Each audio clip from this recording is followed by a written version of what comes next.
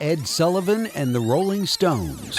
It's Today in Rock History for October 25th. I'm Paul Chagru. On this day in 1964, the Rolling Stones appeared for the first time on The Ed Sullivan Show, prompting him to say they would never be back. The Stones made 5 more appearances on the show.